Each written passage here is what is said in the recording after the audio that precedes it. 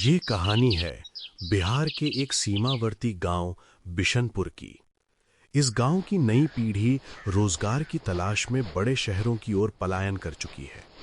अब यहाँ केवल घर के बुजुर्ग और कुछ ही परिवार शेष रह गए हैं। बिजली चले जाने पर लालटेन और दिए की रोशनी में गांव जगमगा उठता है। अब सावन का महीना विदा लेने वाला था। इसी गांव के चौराहे पर दीनू काका की एक पुरानी चाय की दुकान थी। रात के करीब 8 बज रहे थे। दीनू काका की दुकान पर सोमेश काका और माधव चाचा बैठे हुए थे। और भैया दीनू, कैसा चल रहा है कामकाज? अरे सोमेश भैया, बस गुजारा हो रहा है। अब वो जमाना नहीं रहा। पहले यहाँ महफिल जमा करती थी। लोग देर रात तक किस्से कहानियां सुनाते थे। चाय के कुल्हड़ खाली होते थे और मेरी कमाई भी अच्छी होती थी। हाँ दीनू, अब तो बस सन्नाटा है। हमारे बच्चे तो शहर जा बसे हैं। और तुम बताओ माधव, तुम्हारी आढ़त कैसी चल रही है? क्या बताएं भैया, इस मूसलाधार बारिश ने सब ठप कर दिया है। पर भगवान की दया से 2 वक्त की रोटी का जुगाड़ हो ही जाता है।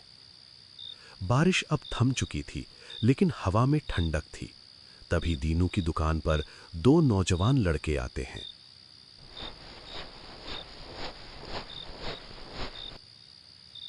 अरे दीनू काका, 2 मसालेदार चाय पिलाइए। एक मेरे मित्र के लिए और एक मेरे लिए। इस ठंडी हवा में आपकी टपरी की चाय और बुजुर्गों की बातों का मजा ही कुछ और है। बिल्कुल सही कहा बेटा। आओ, तख्त पर बैठो और चाय का लुत्फ उठाओ। अरे सोमेश काका, आप भी यहाँ? अंधेरे में मैंने पहचाना ही नहीं। चलिए, इसी बहाने आपसे भी कुछ ज्ञान की बातें हो जाएंगी। और बताइए, आपकी खेतीबाड़ी कैसी है? अरे बेटा, क्या बताएं, इस बेमौसम बरसात ने कमर तोड़ दी है। खड़ी फसल खराब हो गई। अब तो बस बाड़ी में लगी थोड़ी सब्जियां बेचकर ही घर का खर्च निकल रहा है। अरे काका, हिम्मत मत हारिए। सुख दुख तो धूप छांव की तरह है। जीवन का हर पल खुशी से जीना चाहिए। सत्य वचन बेटा, बची हुई जिंदगी रोने में क्यों बिताएं, हंसकर ही काटेंगे। रात गहराती जा रही थी। दीनू काका, आपके हाथ की चाय में तो जादू है। एक घूंट लेते ही दिन भर की थकान मिट गई। हम तो बस इसी स्वाद के लिए यहाँ खींचे चले आते हैं। सोमेश काका, हमने गांव में सुना है कि आपके साथ जवानी में कुछ रूहानी घटनाएं घटी थीं। क्या वो बातें सच हैं? हाँ बेटा, मेरे साथ वास्तव में कुछ ऐसी घटनाएं हुई हैं जिन पर यकीन करना मुश्किल है। क्या तुम सुनना चाहोगे? अरे हाँ काका, इस सुनसान रात और ठंडी हवा में चाय की चुस्की के साथ आपकी डरावनी कहानी सुनने का रोमांच ही अलग होगा। सोमेश काका अपनी आप बीती सुनाने को तैयार हो गए। ठीक है, जब तुम लोग इतना आग्रह कर ही रहे हो तो मैं तुम्हें अपने जीवन का एक खौफनाक सच बताता हूँ। ये बात है आज से ठीक 35 साल पहले की, जब मैं कानपुर के पास एक फैक्ट्री में काम करता था। एक रात मेरी शिफ्ट खत्म हुई और मैं वीरपुर स्टेशन पर उतरा।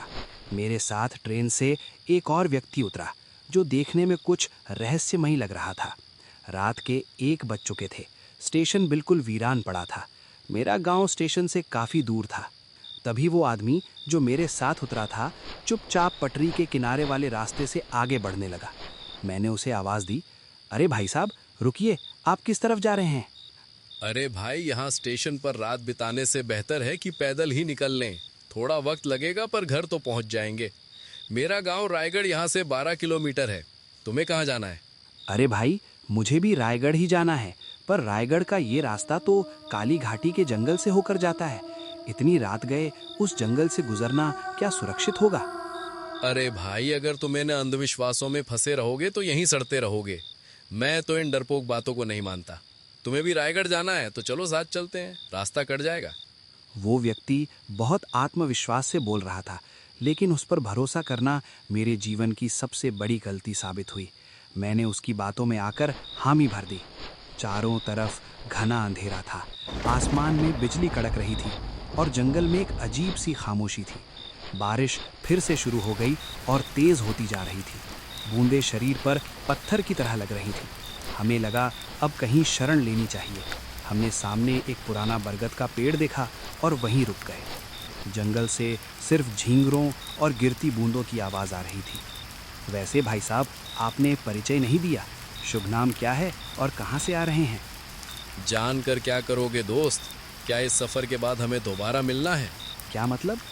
मैं तो शहर में काम करता हूँ, कुछ दिन के लिए गांव जा रहा हूँ। जान पहचान हो जाती तो अच्छा रहता।